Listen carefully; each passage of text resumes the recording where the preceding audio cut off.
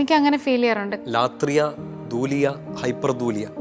മാതാവ് ഈശോയോട് ചോദിച്ചിട്ടല്ല ഇവരോട് പറഞ്ഞത്.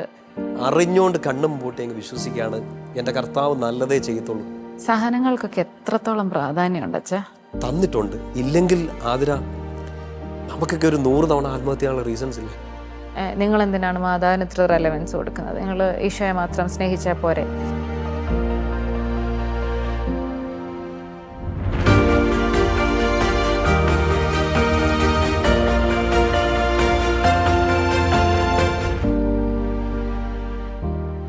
ഹായ് എവ്രി വൺ, എല്ലാവർക്കും പ്രീസ് ടോക്സിൻ്റെ പുതിയൊരു എപ്പിസോഡിലേക്ക് ഒത്തിരി സ്നേഹത്തോടെ സ്വാഗതം.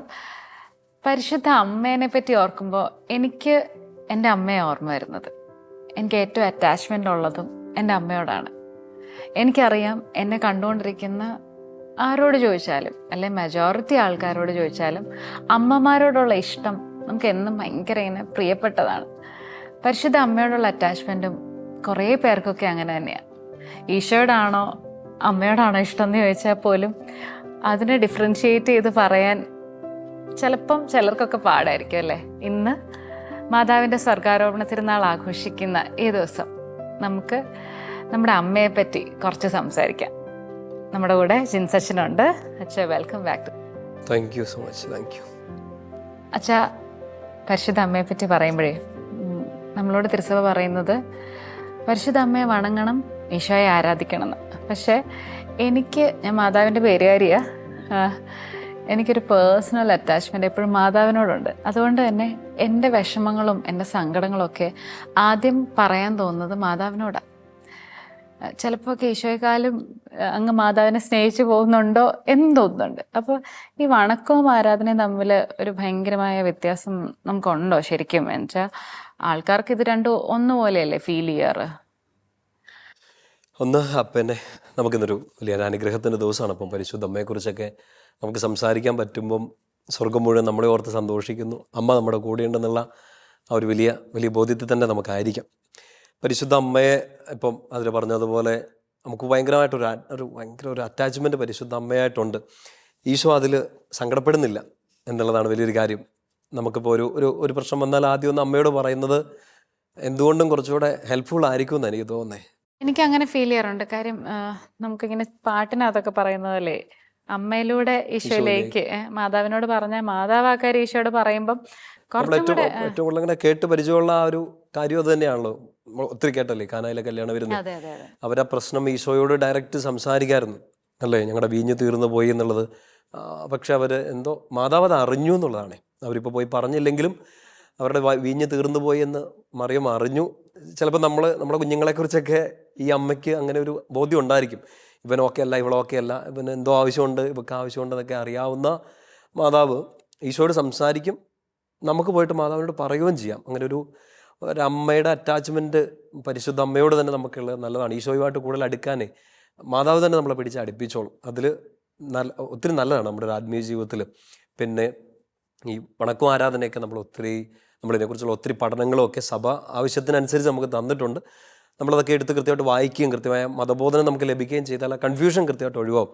പക്ഷേ ചില സമയത്ത് നമ്മളിങ്ങനെ എത്ര പറഞ്ഞാലും നമ്മുടെ ഒരു പ്രാക്ടിക്കൽ എക്സ്പ്രഷനൊക്കെ വെച്ച് നോക്കുമ്പോൾ നമ്മളെ പുറത്തുനിന്ന് കാണുന്ന ഒരാൾ ഇപ്പം ഒരു പള്ളി കുർബാന നടക്കുന്നു, ഇല്ലെങ്കിൽ നടുക്കരളിക്ക എഴുന്നള്ളിച്ച് വെച്ചിരിക്കുന്നു, ഈശോയുടെ സാന്നിധ്യം അവിടെ ഉണ്ടെന്ന് നമുക്കറിയാം. ഇപ്പുറത്ത് പരിശുദ്ധ അമ്മയുടെ ഒരു തിരുസ്വരൂപം വെച്ചിട്ടുണ്ട്. കൂടുതൽ ആൾക്കാർ ഇങ്ങനെ ചിലപ്പോൾ ഒരു അറ്റാച്ച്മെൻറ്റ് കാണിക്കുന്നുണ്ട് മാതാവിൻ്റെ അടുത്ത് പോയി ഒന്ന് നിൽക്കാനും ഒക്കെ ആയിട്ട്. അപ്പോൾ രണ്ട് വ്യത്യാസമായ കാര്യം, ഒന്ന് ആരാധന, രണ്ട് വണക്കം. അതിൻ്റെ ഒരു ലിംഗ്വിസ്റ്റിക് ഭാഷാപരമായിട്ടുള്ളൊരു വ്യത്യാസത്തിൽ തന്നെ കാര്യങ്ങൾ പിടികിട്ടണം. ഒപ്പം തന്നെ കോംപ്ലിക്കേറ്റഡ് ആയിട്ട് പറഞ്ഞിട്ടുണ്ടെങ്കിൽ ഇത് കേട്ടിട്ടുണ്ടാകും തീർച്ചയായിട്ടും. ഈ ലാത്രിയ, ദൂലിയ, ഹൈപ്പർ ദൂലിയ 3 ലാറ്റിൻ പ്രയോഗങ്ങളാണ്. അപ്പോൾ ലാത്രിയ എന്ന് പറഞ്ഞാൽ ഒരു ഹയർ ലെവൽ ഓഫ് അഡോറേഷനാണ്. അത് കൊടുക്കുന്നത് നമ്മുടെ ക്രിസ്ത്യൻ കൺസെപ്റ്റ്, സഭയുടെ കൺസെപ്റ്റിൽ അത് കൊടുക്കുന്നത് ഓൺലി ടു ഗോഡ്, ദൈവത്തിന് മാത്രം കൊടുക്കുന്ന ആ ഒരു എക്സ്പ്രഷനെയാണ് നമ്മൾ പറയുക ലാത്രിയ, ആരാധന, കൃത്യമായ രീതിയിൽ ആരാധന എന്നുള്ളൊരു കൺസെപ്റ്റ്. മറ്റൊന്നാണ് ദൂലിയ, ബഹുമാനം. ഓക്കെ, അത് ദൈവത്തിന് കൊടുക്കുന്ന ഒന്നല്ല. ഇപ്പം ഞാൻ ആതിരയെ ബഹുമാനിക്കുന്നു, ആതിര എന്നെ ബഹുമാനിക്കുന്നു, നമ്മളൊരു വ്യക്തിയെ ബഹുമാനിക്കുന്നു. ഉപയോഗിക്കാൻ പറ്റുന്ന ഒരു കോമൺ ലാംഗ്വേജിൽ ഉപയോഗിക്കാൻ പറ്റുന്നതാണ് ദൂലിയ. ഇത് രണ്ടിൻ്റെ ഇടയ്ക്ക് മറ്റൊരു കൺസെപ്റ്റാണ് പറയുന്നത് ഹൈപ്പർ ദൂലിയ. ആ വാക്ക് കേൾക്കുമ്പോഴേ ഹൈപ്പർ സംതിങ് എക്സ്ട്രാ. ദൂലിയായല്ല, രാത്രിയല്ല, അതിൻ്റെ ഇടയ്ക്ക് നിൽക്കുന്നത്. ഇത് ഞാൻ പറഞ്ഞ തിയോളജിക്കൽ കൺസെപ്റ്റ് ഇങ്ങനെയാണ്. മാതാവിന് കൊടുക്കുന്ന അങ്ങനെയാണ്. ദൈവത്തിനുള്ള ആരാധന, വണക്കം ഇല്ലെങ്കിൽ ബഹുമാനം അല്ല. സാധാ മനുഷ്യർക്ക് കൊടുക്കുന്ന ആരാധനയോ വണക്കമോ സ്നേഹമോ അല്ല. അതിനും മുകളിൽ എന്തോ ഒന്ന്. മലയാളത്തിൽ ഇപ്പോൾ തത്തുല്യമായിട്ടൊരു പദം കണ്ടുപിടിക്കണമെങ്കിൽ നല്ലൊരു വാക്ക് വണക്കം എന്ന് തന്നെയാണ്. അപ്പം അതിന് നമ്മൾ ഡിഫറൻഷ്യേറ്റ് ചെയ്യുക. നമ്മളിപ്പോൾ കാണുന്നവർക്ക് ചിലപ്പോൾ തോന്നുകയാണ് ഇവർ മാതാവിനെ ആരാധിക്കുകയാണോ. നമുക്ക് അവർക്ക് ഉത്തരം കൊടുക്കാനില്ല. നമ്മുടെ മനസ്സിൽ എന്താണ്, നമ്മൾ മാതാവിനെ ആരാധിക്കുക അല്ല എന്ന് നമുക്ക് നന്നായിട്ട് അറിയാമല്ലോ. ഒരു ഇഷ്ടക്കൂടൽ ചിലപ്പം മിക്കവാറും നമ്മുടെ എല്ലാ ഉള്ളിലുണ്ട്. അത് ബേസിക്കലി അമ്മയോടുള്ള, പെറ്റമ്മയോടുള്ള നമ്മുടെ ഒരു അറ്റാച്ച്മെൻറ്റിൻ്റെ ഒരു എക്സ്പ്രഷനായിട്ട് മാതാവിനോട് ഇത് ഒരു അറ്റാച്ച്മെൻ്റ് ഉണ്ട്. തെറ്റില്ല, ഈശോയിലേക്ക് എത്തിക്കണം. ഈശോയിലേക്ക് എത്തുക എന്നുള്ളതാണ് പരിശുദ്ധ അമ്മയോ ആവശ്യപ്പെടുന്നത്. കാനായിലെ കല്യാണം വരുന്ന കൺക്ലൂഡ് ചെയ്യുമ്പം മറിയം അവസാനമായിട്ട് സംസാരിച്ച സ്റ്റേറ്റ്മെൻറ്റ് ബൈബിളിൽ ഇതാണ്: അവൻ പറയുന്നത് പോലെ ചെയ്യുക. ഞാൻ പറയുന്ന പോലെ എന്നല്ല, വെള്ളം ഒഴുക്കി വീഞ്ഞാകും എന്നല്ല, അവൻ പറയുന്ന പോലെ ചെയ്യുക. അപ്പം മാതാവിനോടുള്ള ആ വണക്കവും സ്നേഹവും ഭക്തിയും കൂട്ടുമൊക്കെ എത്തേണ്ടത് തീർച്ചയായിട്ടും പാട്ടിൽ പറഞ്ഞതുപോലെ തന്നെ മാതാവിൻ്റെ മടിയിലൂടെ ഈശോയിലേക്ക് എത്തുക. കാനയിലെ കാര്യം കോട്ട് ചെയ്തതുകൊണ്ട് ഞാൻ പറയാം കേട്ടോ. മാതാവിനൊരു വിശ്വാസം ഉണ്ടായിരുന്നു. മാതാവ് ഈശോയോട് ചോദിച്ചിട്ടല്ല ഇവരോട് പറഞ്ഞത് അവൻ പറയുന്ന പോലെ ചെയ്യുന്നു. ഇനീഷ്യേറ്റീവ് എടുത്തു. രണ്ട്, അതിനകത്തൊരു ഒപ്റ്റിമിസം ഉണ്ട്. അവൻ പറയുന്നത് പോലെ ചെയ്താൽ നടക്കും എന്ന് ഉള്ളൊരു ഒപ്റ്റിമിസം മാതാവിനുണ്ടായിരുന്നു. നമ്മൾ മാതാവിൻ്റെ അടുത്ത് ചെല്ലുമ്പോഴേ പലപ്പോഴും ഈ ഒപ്റ്റിമിസം ഇല്ലാതെയാണല്ലോ നമ്മൾ ചെല്ലുന്നത്. മാതാവ് നമുക്കൊരു മാതൃകയാവേണ്ട ആളല്ലേ. ഇപ്പോൾ ഈ വണക്കം ആരാധനയുടെ കാര്യം പറയുമ്പോൾ ഇതിനെ ഡിഫറൻഷിയേറ്റ് ചെയ്യുക എന്ന് പറയുന്നൊരു ബുദ്ധിമുട്ടല്ലേ വെച്ചാൽ. ഒബ്വിയസ്ലി ആ ബോർഡർ ലൈൻ എന്ന് നമുക്ക് പറയാം. ഇതിനൊരു ബോർഡർ ലൈൻ ഉണ്ടല്ലോ.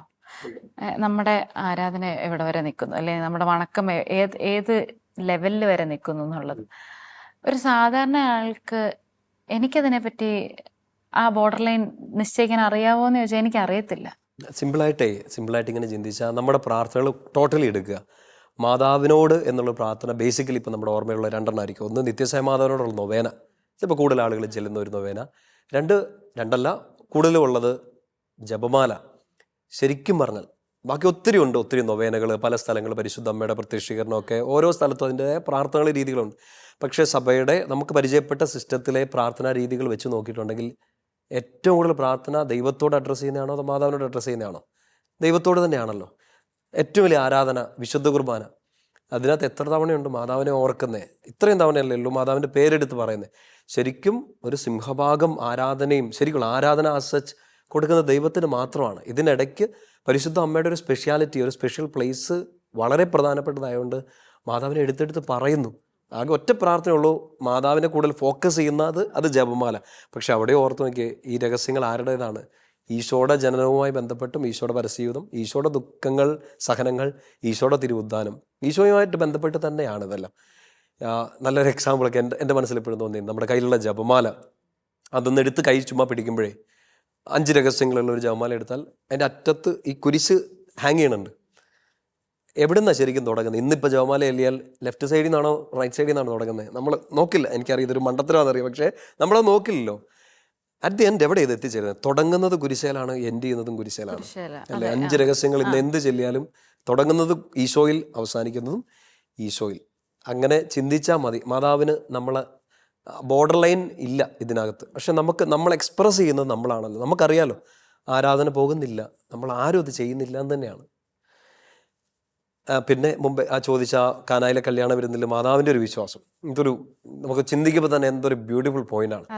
2 കാര്യങ്ങളിലാണ്. ഒന്ന് പേഴ്സണലി നമ്മൾക്ക് ചിന്തിച്ചിട്ടുണ്ടെങ്കിൽ മാതാവിൻ്റെ വിശ്വാസത്തെ, ഇനിയിപ്പം സഭ പറഞ്ഞു തരുമ്പോൾ തന്നെ അറിയാം, വിശ്വാസികളുടെ ഒരു വലിയ മകുട ഉദാഹരണമായിട്ടൊരു എക്സംപ്ലറി ആളായിട്ട് തന്നെ മാതാവിനെ നമ്മൾ കണ്ടുകൊണ്ടിരിക്കുന്നത്, നമ്മൾ പഠിച്ചിട്ടുള്ളത്.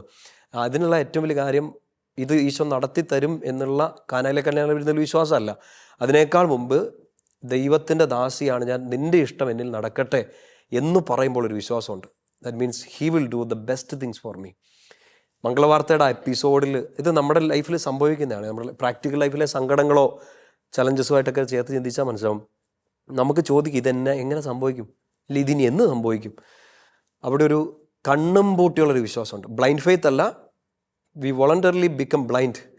അറിഞ്ഞുകൊണ്ട് കണ്ണും പൂട്ടി അങ്ങ് വിശ്വസിക്കുകയാണ് എൻ്റെ കർത്താവ് നല്ലതേ ചെയ്യത്തുള്ളൂ.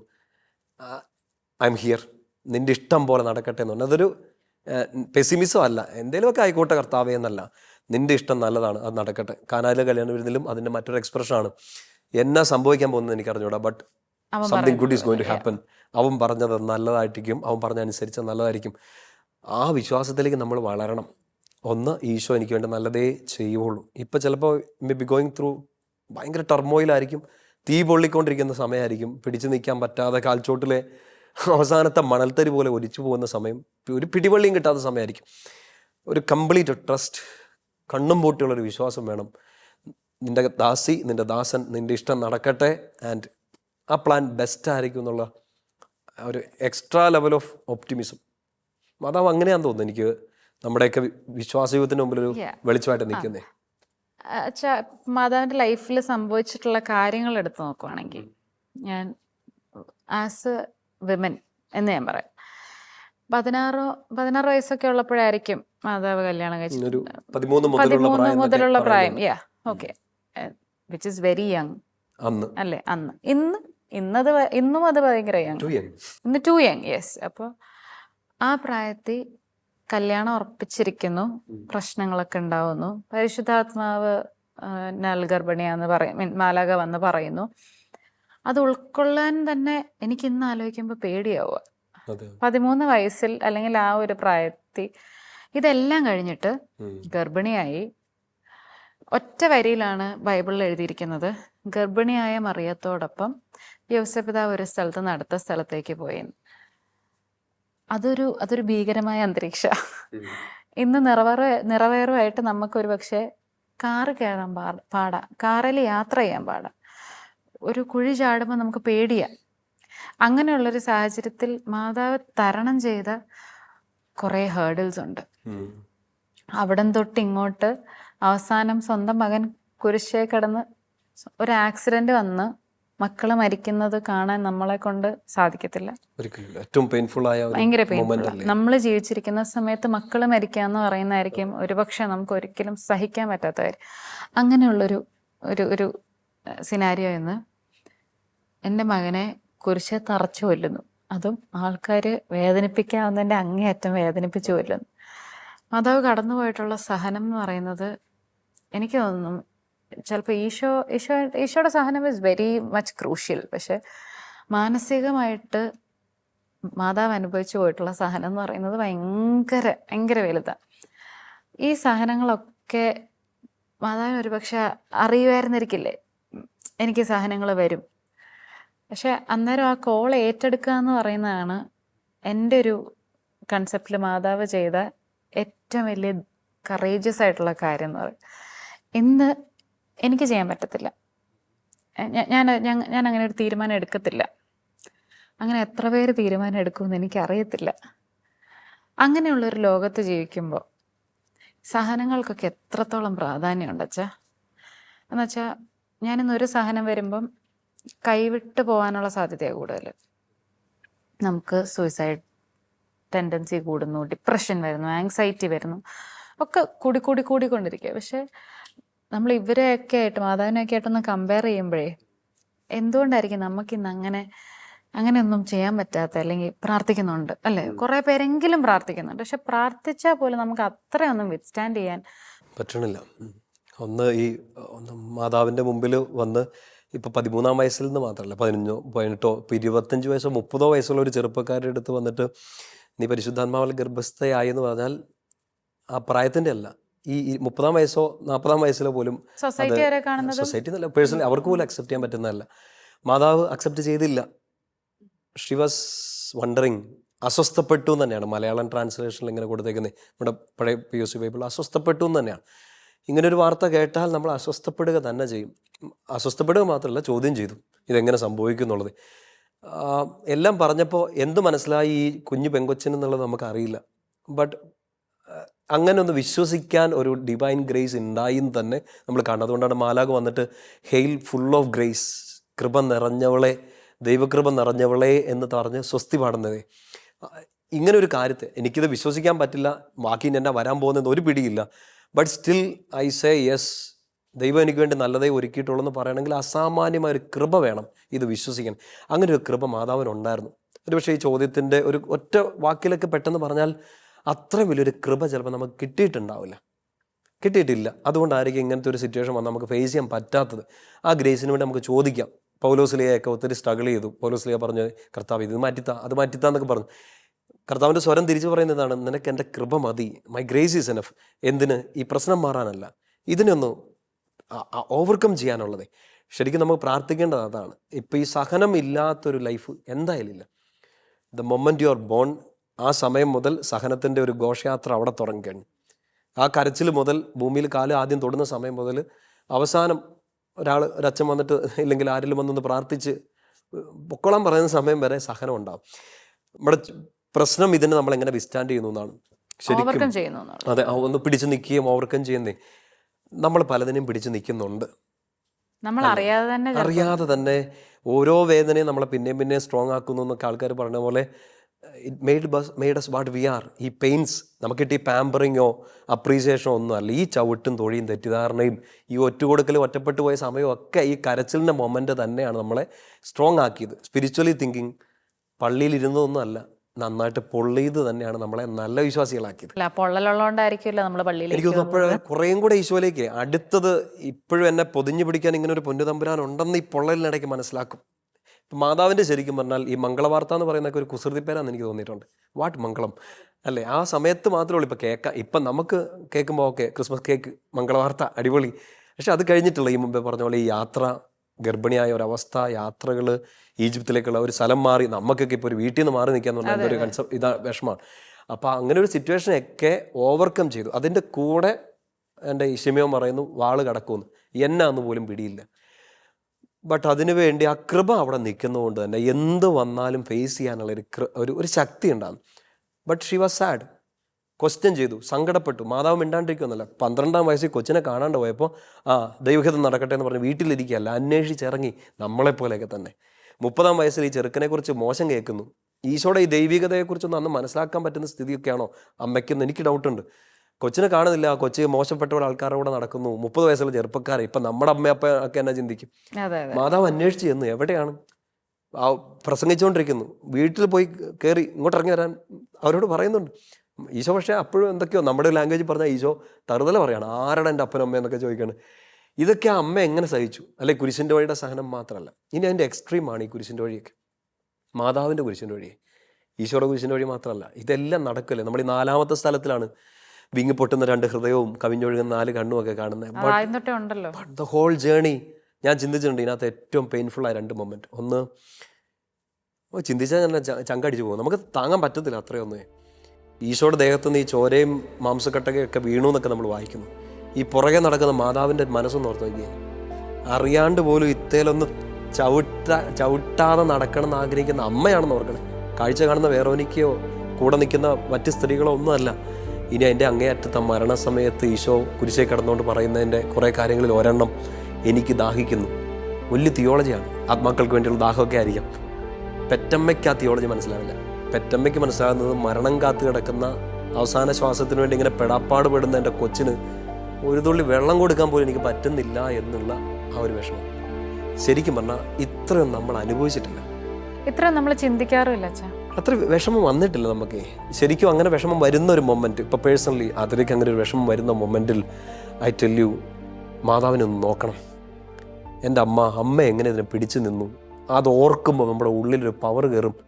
ആ അമ്മയോട്ട് കൂട്ടുകൂടിയിട്ടുണ്ടെങ്കിൽ തന്നെ ഇതിനെ ഒന്ന് അതിജീവിക്കാനുള്ള ഒരു കപ്പാസിറ്റി, ഒരു പൊതിഞ്ഞു പിടിക്കുന്നൊരു ഒരു സ്പേസ് തരും. പറഞ്ഞില്ലേ, ആത്മഹത്യ ചെയ്യാനുള്ള കാരണങ്ങളോ ഇല്ലെങ്കിൽ അതിനൊക്കെ ആത്മഹത്യയെക്കാട്ടും വലിയ വേദന, ഈ ഡിപ്രഷനിലേക്കൊക്കെ പോകാന്ന് പറഞ്ഞാൽ, മാതാവ് ശരിക്കും ഒരു ഡിപ്രസീവ് മൂവ്മെൻ്റ് അല്ലേ. ഈ 33 വയസ്സുള്ള ചെറുക്കനെ എടുത്ത് മടി കിടക്കാണ്, അനങ്ങാത്ത കൊച്ചിനെ. നമുക്ക് ഇമാജിൻ ചെയ്യാൻ പറ്റുമോ?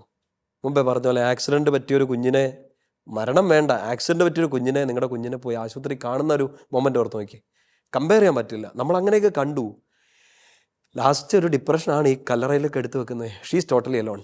യോഹന്നാനെ അമ്മ മകൻ എന്നൊക്കെ പറയുമ്പോഴും she's after all a mother. നമ്മളെപ്പോലെയൊക്കെ ചോരയും നീരുമുള്ള അച്ഛനെ പറഞ്ഞാല് നമ്മളെപ്പോലെയൊക്കെ അങ്ങനെ ഒരിക്കലും നമ്മൾ മാതാവിനെ റിലേറ്റ് ചെയ്യാറില്ല. ഒന്ന് റിലേറ്റ് ചെയ്താൽ നല്ലതായിരിക്കും. ബട്ട് ഒരു സ്പെഷ്യാലിറ്റി നിൽക്കുന്നത് ഫുൾ ഓഫ് ഗ്രേസ്, കൃപ നിറഞ്ഞവൾ. ഈ വിഷമമൊന്നും തൊടാത്ത ആളെന്നല്ല, ഈ വിഷമം എല്ലാം തൊട്ടിട്ടും അതിനെ അതിജീവിക്കാൻ ഒരു കൃപ കർത്താവ് സ്പെഷ്യലി കൊടുത്തു. നമ്മൾ ശരിക്കും ഈശോയോട് ചോദിക്കണം, അമ്മയ്ക്ക് കൊടുത്ത പോലത്തെ ഒരു കൃപ ഈ പ്രശ്നത്തിൽ തന്നിട്ടുണ്ട്. ഇല്ലെങ്കിൽ ആതിര നമുക്കൊക്കെ ഒരു 100 തവണ ആത്മഹത്യ ചെയ്യാനുള്ള റീസൺസ് ഇല്ലേ? എണ്ണി നോക്കിയാ നമ്മൾ പിടിച്ചു നിൽക്കുന്നതിൻ്റെ കാരണം എന്താണ്? ഒരു ഇൻവിസിബിൾ ഗ്രേസ് ഇങ്ങനെ നമ്മളെ എവിടെ നിന്നൊക്കെയോ നമ്മൾ ചോദിക്കാണ്ട് പോലും നമ്മളിങ്ങനെ പൊതിഞ്ഞു പിടിക്കുന്നുണ്ട്. അതിനെ വേണമെങ്കിൽ നിങ്ങൾക്ക് വിശ്വാസം ഇല്ലാത്ത ആൾക്കാർക്ക് അതിനെ ഒരു പോസിറ്റീവ് എനർജി എന്ന് കാണാം. യാഥാർത്ഥ്യം മനസ്സിലാക്കിയ ഒരാൾക്ക് ഈശോയുടെ സ്നേഹം എന്ന് വേണേൽ കാണാം. ബട്ട് ആ ഒരു എനർജി നമ്മളിങ്ങനെ പൊതിഞ്ഞു പിടിക്കുന്നുണ്ട്. പക്ഷെ നമ്മൾ ബൈബിളിലൊക്കെ കാണുമ്പോഴേ ഇങ്ങനെ മാതാവിനെ ഭയങ്കര ഒരുക്കിക്കൊണ്ട് വന്നൊരു വെച്ചാൽ ദൈവപുത്രന്റെ അമ്മയാകാൻ വേണ്ടി തന്നെ ഒരുക്കി കൊണ്ടുവന്ന ഒരാളായിട്ടാണ്. അതെ, പാപമൊന്നും ഏൽക്കാതെ ഒരുക്കി കൊണ്ടുവന്ന ഒരാളായിട്ടാണ്. ഞാനൊരു പ്രാവശ്യം ചോസൻ സീരീസിൽ കാണുമ്പം മാതാവ് എലിശാമയെ സന്ദർശിക്കുന്ന ഒരു രംഗമുണ്ട്. അതിനകത്താണ് എനിക്ക് ശരിക്കും ഈ 13 വയസ്സുള്ള ഒരു കൊച്ചായിട്ട് മാതാവിനെ കാണാൻ പറ്റിയത്. അതുവരെ നമ്മൾ കാണുന്ന പള്ളിയിലെ രൂപങ്ങളിലൊക്കെ വലിയ അമ്മയാണ്. നമുക്ക് ഒരിക്കലും അങ്ങനെ ഒരു ചെറിയ കൊച്ചായിട്ട് മാതാവിനെ റിലേറ്റ് ചെയ്യാൻ പറ്റത്തില്ല. ഞാൻ പറഞ്ഞു, ഇത് ഈ ഒരു പേരൻറ്റിങ്ങിന് ഭയങ്കര പ്രാധാന്യമില്ലേ എന്ന് വെച്ചാൽ മാതാവിൻ്റെ അപ്പനും അമ്മയും മാതാവിനെ അത്രയ്ക്കും പ്യുവറായിട്ടായിരിക്കുമല്ലോ റേസ് ചെയ്തിട്ടുണ്ട്, വളർത്തിയെടുത്തിട്ടുണ്ട്. നമുക്കിന്ന് കുഞ്ഞുങ്ങളെ അങ്ങനെ വളർത്തുക എന്ന് പറയുന്നത് ഭയങ്കര പാടാണ്. എന്ന് വെച്ചാൽ എനിക്ക് ദേഷ്യം വരുമ്പം എൻ്റെ ആദ്യത്തെ ഒച്ച റേസ് ആവുന്നത് ഒരു കാര്യമില്ലാതെ ചിലപ്പോൾ എൻ്റെ കൊച്ചിനോടായിരിക്കും. കൊച്ചിനെ അത് ട്രോമറ്റൈസ് ചെയ്യുന്നുണ്ടാവാം, ഉണ്ട് ഉറപ്പായിട്ടും. അങ്ങനെ മാതാവ് വളർന്ന പോലെ ഒരു സാഹചര്യം എനിക്കും ഉണ്ടായിട്ടില്ല, ഇനി അടുത്ത ജനറേഷൻ പറ്റുന്നില്ല. പേരന്റിങ്ങിൽ ശരിക്കും നമ്മൾ അപ്പൊ കുറച്ചും കൂടെ എന്താ ഒന്ന് ചെയ്യാൻ പറ്റുന്നത്? പേരന്റിങ്ങിനെ കുറിച്ച് പറയാനുള്ള ഒരു റിസോഴ്സ് പേഴ്സൺ അല്ല ഞാൻ. പക്ഷെ എനിക്ക് കിട്ടിയ ഒരു പേരന്റിങ്ങിന്റെ ഒരു ഇത് മാത്രമേ ഉള്ളൂ. മാതാവിന്റെ ഇത് ചോദ്യത്തിന്റെ ആ ഒരു ഫ്ലോയിലുള്ള ഒരു ഉത്തരം എന്താണെന്ന് വെച്ചാൽ, ഒന്ന്, മാതാവിനെ ഇങ്ങനെ ഒരു കളങ്കമേൽക്കാതെ first of all before parents, ഈ യോവാക്കിമും അന്നയും കളങ്കമേൽക്കാതെ നല്ല വിശുദ്ധിയിൽ ഫോർമേഷൻ കൊടുക്കുന്നതിന് മുമ്പ് തന്നെ ദൈവം ഒരുക്കി എന്നുള്ളൊരു കാര്യം നമുക്ക് നന്നായിട്ട് അറിയാലോ. അതായത് ഈവൻ നമ്മൾ പറയുന്നത് ഒറിജിനൽ സിന്നിന്റെ ഒരു കളങ്കം പോലും ഏൽക്കാതെ പ്രൊട്ടക്ട് ചെയ്തു. ഇപ്പോൾ അത് ശരിക്കും ഇങ്ങനെ ചിന്തിച്ചാൽ മതി. ഇപ്പം 2 രീതിയിൽ കർത്താവിന് നമ്മളെയും പ്രൊട്ടക്ട് ചെയ്യുക. ഈ 2 രീതിയിൽ നമുക്ക് വേണേൽ ഇതിൻ്റെ ഉള്ളിൽ ഞാൻ ഇതിനെക്കുറിച്ചൊക്കെ ചിന്തിച്ചപ്പോൾ ഇങ്ങനെ ഓർക്കുന്നു, ദൈവമേ മാതാവിനെ പോലെ തന്നെ നമ്മളെ അങ്ങ് സൃഷ്ടിച്ചാൽ മതിയായിരുന്നല്ലോ. ഈ ഞാനിപ്പോ അച്ഛനോട് ചോദിക്കാൻ വന്ന ചോദ്യം അതായിരുന്നു, എന്തുകൊണ്ടായിരിക്കും നമ്മളെ അങ്ങനെ സൃഷ്ടിക്കാത്തത്? നമ്മളെ ഈ അലമ്പ് സ്ഥലത്ത് കൊണ്ടിടുക. പക്ഷെ ശരിക്കും 2 രീതിയിൽ ഈ രക്ഷ സാധ്യമാണ്. രക്ഷ ബൈബിളിൽ നമ്മൾ കാണുന്നേ. ഒന്ന്, ഈ എക്സാമ്പിൾ പിടികിട്ടുമെന്ന് തോന്നുന്നു. ഞാനൊരു കുഴിയിൽ വീണു, പിന്നെ എൻ്റെ കൂട്ടുകാരൻ എന്നെ പിടിച്ചുയർത്തി എന്നെ രക്ഷിച്ചു. അല്ലേ, ആ കൂട്ടുകാരൻ രക്ഷിച്ചു എന്നതാ പറയാം. ഞാൻ കുഴി വീണു പോയി, പാപമോ എന്തെങ്കിലുമൊക്കെ ആവട്ടെ, വീണുപോയി എന്നെ അവൻ രക്ഷിച്ചു, എൻ്റെ രക്ഷകനായിട്ട് മാറി. സെയിം തിങ്, ഞാൻ ഈ കുഴിയിലോട്ട് വീഴാൻ പോവാണ്, ഇവൻ അറിയാം ഇതൊരു കുഴിയാണ്. ഞാൻ ആ കുഴിയിലോട്ട് വീഴാതെ അവനെ പൊതിഞ്ഞും പിടിക്കണം, പോലടാ മുമ്പോട്ട്. അതും രക്ഷയാണ്. എന്നെയും ആതിരേനെയൊക്കെ രക്ഷിച്ചത് കുഴിക്കാത്തതാണ് രക്ഷിച്ചുകൊണ്ടിരിക്കുന്നതും. മാതാവിനെ കുഴിക്കാത്ത വീഴുന്നതിന് മുമ്പേ രക്ഷിച്ചു. അതെന്തുകൊണ്ടായിരിക്കും അച്ഛാ അങ്ങനെ? അങ്ങനെയല്ല, ഇപ്പൊ നമ്മളെ വേണമെങ്കിൽ കുഴിക്കാത്ത വീഴുന്നതിന് മുന്നേ രക്ഷിക്കായിരുന്നല്ലോ. നമുക്ക് ഈശോയ്ക്ക് ജന്മം കൊടുക്കേണ്ട കാര്യം നമുക്ക് ഇല്ലാത്തതുകൊണ്ടൊക്കെ ആയിരിക്കും അല്ലേ? അല്ല, അത്രയും വലിയൊരു ഡ്യൂട്ടി നമ്മളെ തന്നിട്ടില്ല. ഇപ്പൊ ഈശോ എന്ന രക്ഷകനെ നമുക്ക് തന്നിട്ടുണ്ട്. ആ രക്ഷകനെ കുറിച്ച് ലോകത്തെ അറിയിക്കുക എന്നുള്ള ഒരു ഡ്യൂട്ടി, അത് നമുക്ക് നന്നായിട്ട് പറയാൻ പറ്റുന്നത് ഏറ്റവും ഹോളി ആയിട്ട് നിൽക്കുമ്പോഴല്ല, ഈ വീണ നമ്മളെ ഈശോ പൊക്കിയെടുത്തു എന്ന് പറയുന്നതായിരിക്കും നല്ലൊരു സുവിശേഷമേ. അത് നമുക്ക് കുറേ കൂടെ ധൈര്യത്തോടെ ചെയ്യാൻ തോന്നും. അപ്പം മാതാവിന് ശരിക്കും ഒന്ന് ഇങ്ങനെ ഒരു ഡിവൈൻ പ്രൊട്ടക്ഷൻ കിട്ടി എന്നുള്ളതുകൊണ്ട്. 2 പേരൻസിൻ്റെ, സെയിൻസ് ജോവാക്കിം ആൻഡ് ആൻ, ഇവർ 2 പേരും കൊടുത്ത ഫോർമേഷൻ ബൈബിളിൽ അങ്ങനത്തെ ഒരു കാര്യങ്ങളൊക്കെ നമ്മൾ അവരെക്കുറിച്ച് കാണുന്നില്ലെങ്കിലും സഭയുടെ ആദ്യകാലത്തെ പഠനങ്ങളോ പിതാക്കന്മാരെ കുറിച്ചോ പിന്നീട് മാതാവിനെ കുറിച്ചുള്ള ദർശനങ്ങൾ കിട്ടിയ വിശുദ്ധരിൽ നിന്നൊക്കെ കിട്ടുന്നൊരു ഐഡിയ അനുസരിച്ച് ഇവർ നല്ല രീതിയിൽ ഫോർമേഷൻ കൊടുത്തു. ദൈവിക അനുഗ്രഹം അവിടെ നിൽക്കുമ്പോൾ തന്നെ ഈ പേരൻസിൻ്റെ റോൾ വളരെ വലുതായിട്ടുണ്ടാകും. But it is challenging today. നമുക്കത് ചെയ്യാൻ പറ്റുന്നില്ല. പക്ഷെ നമ്മുടെ ഭാഗത്ത് നിന്നുണ്ടാകുന്ന എഫേർട്ട് ഒരിക്കലും പുറകോട്ട് പോകാനും പാടില്ല. ഇപ്പം പറഞ്ഞ പോലെ കൊച്ചിനോട് ദേഷ്യപ്പെട്ടു, അത് വീട്ടിലേറ്റവും വൾണറബിളായിട്ട് നിൽക്കുന്ന ഒരാളെ ചിലപ്പോൾ അപ്പനോടോ അമ്മയോടോ കെട്ടിയനോടോ ചൂടാവേണ്ടത് അങ്ങോട്ട് ചൂടായ തിരിച്ച് ചൂടാവും. കൊച്ചിനോടാകുമ്പോൾ കൊച്ചു ചിലപ്പോൾ അത്രയേ ഉള്ളൂ.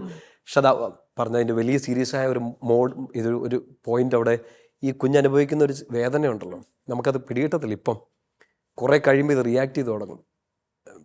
പൊട്ടിത്തെറിച്ചുകൊണ്ടൊന്നുമല്ല, ചിലപ്പോൾ ടോട്ടലി സൈലൻ്റ് ആയി പോയി കുഞ്ഞ്. കാരണം എന്നെ ഏറ്റവും കെയർ ചെയ്യേണ്ട ഒരാൾ ചിലപ്പോൾ നമ്മുടെ ഒരു പെട്ടെന്നുള്ള ദേഷ്യത്തിലായിരിക്കാം, വേറെ ഒരാളുടെ ദേഷ്യത്തിലായിരിക്കാം. അതൊക്കെ അവരെ ഭയങ്കരമായിട്ട് അഫക്റ്റ് ചെയ്യുന്നുണ്ട്. സോ പേരൻറ്റിങ്ങിൽ നമുക്ക് ആ ജോവാക്കിം അന്ന പോലെയുള്ള കൺസെപ്റ്റുകളൊന്നും നമുക്ക് പറ്റുന്നില്ലെങ്കിൽ വലിയ ചലഞ്ചാണ്. അറ്റ്ലീസ്റ്റ് കുഞ്ഞുങ്ങളെ വിഷമിപ്പിക്കാതിരിക്കുക, വഴക്ക് പറയരുതെന്നല്ല, തിരുത്തരുതെന്നല്ല, അതൊക്കെ ആ സ്നേഹത്തിൻ്റെ ഭാഷയിൽ തിരുത്തി കൊടുത്താൽ ഒരു പരിധി വരെ നമ്മുടെ കൈ നിൽക്കും. ഞാൻ ഈ അടുത്തിടയ്ക്ക് വായിച്ചൊരു സുന്ദരമായ പുസ്തകമാണ് കമ്പിളികണ്ടത്തെ കൽഭരണികൾ. ഞാൻ ഈ വർഷം വായിച്ചതിൽ എനിക്ക് ഏറ്റവും ഇഷ്ടപ്പെട്ട പുസ്തകങ്ങളെന്നാണ്. ബാബു എബ്രഹാം എന്ന് പറഞ്ഞൊരു ചേട്ടനാണ്. ഈ ബാബു എബ്രഹാം എന്ന് പറഞ്ഞ ആൾ, ഈ കമ്പിളികണ്ടം എന്ന് പറഞ്ഞാൽ ഇടുക്കിയിലെ ഒരു സ്ഥലമാണ്. ഇടുക്കിക്കാർക്ക് പെട്ടെന്ന് റിലേറ്റ് ചെയ്യാൻ പറ്റുന്നത് വെച്ചാൽ അദ്ദേഹം പറയണ അവർ 4-5 മക്കൾ, ഭയങ്കര ദാരിദ്ര്യം, എക്സ്ട്രീം ദാരിദ്ര്യം. നമ്മൾ വായിക്കുമ്പം ഈ കടലാസ് നനയും, അത്രയ്ക്ക് കരച്ചിൽ വരും. ഞാനത് വായിച്ചു കഴിഞ്ഞിട്ട് ആദ്യം ചെയ്ത് അമ്മയോട് പറഞ്ഞു, അമ്മ ഇത് വായിക്കണം എന്നാണ്. വേറെ ഒന്നും കൊണ്ടല്ല, ഈ കമ്പിളികണ്ടത്തെ കൽഭരണികൾ ടൈറ്റിൽ ഇങ്ങനെയാണ്. അത് ആ ടൈറ്റിലിൻ്റെ അർത്ഥം ഇതാണ്. ആ കമ്പിളികണ്ടത്തെ 5-6 കൽഭരണികളായിരുന്നു ഞങ്ങൾ. അമ്മ ഒരാളുണ്ടായിരുന്നു, ആ അമ്മയുടെ പേര് മേരി എന്നാണ്. ഈ മേരി ഈ 4-5 കൽഭരണികളെ വീഞ്ഞ് നിറച്ചു എന്നാണ്. വീഞ്ഞ് നിറയ്ക്കാൻ ഇവൾ സഹായമായിട്ട് നിന്നു എന്ന്. ആത്മഹത്യ ചെയ്യാൻ വേണ്ടി ചിന്തിച്ച ആളാണ് ഈ ബാബു എബ്രഹാം എന്ന് പറഞ്ഞ ഈ ചേട്ടൻ. അവരുടെ കുടുംബം മുഴുവൻ ഭയങ്കര സ്ട്രഗിൾ, അനാഥാലയത്തിൽ കഴിയുന്ന ഒരവസ്ഥ, ഒളിച്ചോടുന്നു ഇയാൾ, കൊടിയ ദാരിദ്ര്യം, അപ്പനില്ല, അപ്പൻ ഇറങ്ങിപ്പോന്നു, അപ്പൻ കുടി, തിരിച്ചു വന്നിട്ട് ഈ ഭാര്യനെ ഉപദ്രവിക്കുന്നു, മക്കൾ ഇതെല്ലാം കണ്ട് ടോട്ടലി നമുക്ക് ചിന്തിക്കാൻ പറ്റുന്ന വേദനകളുടെ ഒരു വലിയ ഫോർമാറ്റാണ്. അതെല്ലാം കൂടി ഒരു കടലാസ് കഷ്ണങ്ങളിൽ ഒതുക്കി വെച്ചിരിക്കാൻ തോന്നും. But he rises up. ഒരു മൊമെൻ്റ് വരുന്നു, പ്രാർത്ഥനയുണ്ട്, ധ്യാനങ്ങളുണ്ട്. ഈ ബാബു എബ്രഹാം എന്ന് പറഞ്ഞ ഈ ചേട്ടനെ ഞങ്ങൾ പേഴ്സണലി ഈ അദ്ദേഹത്തിൻ്റെ പുസ്തകം വായിച്ചതിന് ശേഷമുള്ള ഒരു കോണ്ടാക്റ്റ് ഉണ്ട്. അപ്പം അദ്ദേഹം കയറി വന്ന ലൈഫ് എന്ന് വെച്ചാൽ, ഇപ്പോൾ ഫ്രാൻസിൽ അദ്ദേഹം ഒരു പ്രൊഫസറാണ്. കമ്പിളികണ്ടത്തെ ഒരു കുഞ്ഞു ഗ്രാമത്തിൽ ദാരിദ്ര്യത്തിൽ നിന്ന് ഫ്രാൻസിലെ ഒരു അധ്യാപകൻ, ഒരു റിസോഴ്സ് പേഴ്സണായിട്ട് അദ്ദേഹം മാറിയെങ്കിൽ അതിന് അദ്ദേഹം അതിൻ്റെ ക്രെഡിറ്റ് മുഴുവൻ കൊടുക്കുന്നത് ഈ അമ്മയ്ക്കാണ്. അമ്മയ്ക്ക് ഭക്തിയുണ്ട്, അമ്മയ്ക്ക് വിശ്വാസമുണ്ട്, അമ്മയ്ക്ക് പ്രാർത്ഥനയുണ്ട്. അതിനേക്കാൾ മുകളിൽ അദ്ദേഹം വെക്കുന്ന ഒരു കാര്യം അമ്മയുടെ ആ വിൽ പവർ. എൻ്റെ കൂടെ ആ ദൈവമുണ്ട് എന്നുള്ളത് മാത്രമല്ല, ഈ കൽഭരണി നിറയ്ക്കാൻ ദൈവം എന്നെ ഏൽപ്പിച്ചിട്ടുണ്ടെന്നുള്ള ബോധം ഉണ്ടായിരുന്ന ഒരു അമ്മ. വേണമെങ്കിൽ ഇട്ടേച്ചു പോയിരുന്നു അമ്മയ്ക്ക് ആത്മഹത്യ ചെയ്യാറുണ്ട്. അങ്ങനെയെങ്കിൽ ഈ 5 കൽഭരണികളും തകർന്നുടഞ്ഞു പോയനെ. അമ്മ അവിടെ നിന്നു, ഈ മേരി അവിടെ നിന്നു.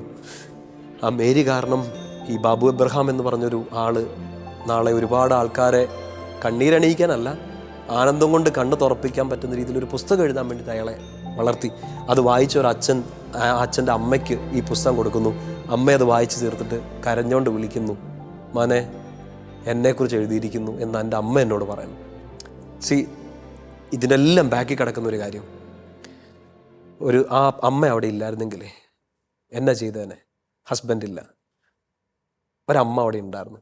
നമ്മുടെയൊക്കെ വീട്ടിൽ അങ്ങനെ ഒരു അമ്മയായിട്ട്, ഇപ്പം ഇറ്റ് ഇസ് നോട്ട് കമ്പൽസറി അല്ലെങ്കിൽ നെസസറി അല്ല അങ്ങനെ ഒരു അമ്മയെ കിട്ടണമെന്ന്.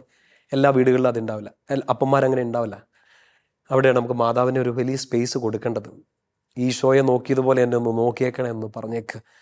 ഈ വ്യാകുലങ്ങളൊക്കെ സഹിച്ചപ്പോൾ പിടിച്ചിരുന്ന മനസ്സിൻ്റെ ഒരു കൃപയുടെ ഒരു ഷെയർ ഓഫ് ഗ്രേസ് എനിക്കും കൂടെ തന്നേക്കണേ എന്ന് പ്രാർത്ഥിക്കും. ഒരു നമ്മൾ ജോമാലയൊക്കെ ചെല്ലുമ്പോഴൊക്കെ നന്മ നിറഞ്ഞ മറിയമേ സ്വസ്തി എന്നൊക്കെ പറഞ്ഞ് പ്രാർത്ഥിക്കുമ്പം ഈശോയോട് പ്രാർത്ഥിക്കണേന്ന് തന്നെയാണ് പറയണേ. എപ്പം? ഇപ്പോഴും ഞങ്ങളുടെ മരണസമയത്ത്. ഞാനിങ്ങനെ ശ്വാസം പെടഞ്ഞു കിടക്കുമ്പോൾ മാത്രമല്ല, എനിക്കിപ്പോൾ ശ്വാസം എടുക്കാൻ പറ്റാത്തൊരു മൊമെൻറ്റിൽ, എൻ്റെ നെഞ്ചിൻ്റെ താളം മാറുന്ന ദിവസങ്ങളിൽ, എൻ്റെ ഹൃദയം നിന്നു പോകുന്ന ഈ സമയം, മരണം എന്നൊക്കെ നമുക്ക് അതിനെ വിളിക്കാമല്ലേ. നമ്മൾ പറയില്ലേ, ദൈവമേ ഞാൻ ചങ്കുപൊട്ടി ചത്തുപോകും ഇങ്ങനത്തെ. ഇപ്പോഴും ഞങ്ങളുടെ മരണസമയത്തും പ്രാർത്ഥിച്ചേക്കണേ എന്നാണ് മാതാവിനോട് പറയണേ. ഉറപ്പായിട്ടും പ്രാർത്ഥിക്കും. അതുകൊണ്ട് തന്നെ നമ്മളിങ്ങനെ നിൽക്കുന്നതെന്ന് എനിക്ക് തോന്നുന്നു. So be grateful to all mothers, അല്ലേ? എൻ്റെ അമ്മയ്ക്കും ആതിരയുടെ അമ്മയ്ക്കും കേട്ടിരിക്കുന്ന എല്ലാ അമ്മമാർക്കുമുള്ള അമ്മമാരങ്ങനെ ആവട്ടെ. യെസ്. അപ്പോൾ അച്ഛാ നമുക്കൊന്ന് വൈൻഡ് അപ്പ് ചെയ്യാനുള്ള കൺക്ലൂഡ് ചെയ്യാം, ടൈമായി. എനിക്ക് പേഴ്സണലി ഭയങ്കര സന്തോഷമായിരുന്നു. കാരണം മാതാവിനെ പറ്റി സംസാരിക്കുമ്പോൾ നമുക്ക് ഇച്ചിരി കൂടെ ഒരു ഫീല് കൂടുതലുള്ള പോലെ. 10-15 മണിക്കൂറൊക്കെ സംസാരിക്കണം. അതെ അതെ അതെ, എത്ര നേരം വേണേ. ഒത്തിരി കാര്യങ്ങളുണ്ട് ചോദിക്കാനും പറയാനൊക്കെ. But still it was so nice. ഒത്തിരി സന്തോഷം നിറഞ്ഞ, ഇച്ചിരി അമ്മയുടെ സ്നേഹമൊക്കെ എവിടെയോ നിറഞ്ഞു നിൽക്കുന്ന പോലത്തെ ഒരു ഫീലുള്ള എപ്പിസോഡായിരുന്നു. So thank you so much അച്ഛൻ. ഈശോയുടെ അമ്മ നമ്മുടെ എല്ലാ അമ്മയാണെന്നുള്ള ഉറച്ച ബോധ്യത്തിൽ നമുക്ക് മുമ്പോട്ട് പോകാം. അതെ അതെ. So thank you so much every one. ഞങ്ങളെ കണ്ടുകൊണ്ടിരിക്കുന്ന എല്ലാവർക്കും മാതാവിൻ്റെ സ്നേഹവും വാത്സല്യവും ഒക്കെ കിട്ടട്ടെ എന്ന് നമുക്ക് പ്രാർത്ഥിക്കാം, അല്ലേ അച്ഛാ? So on that note we are winding up. Thank U.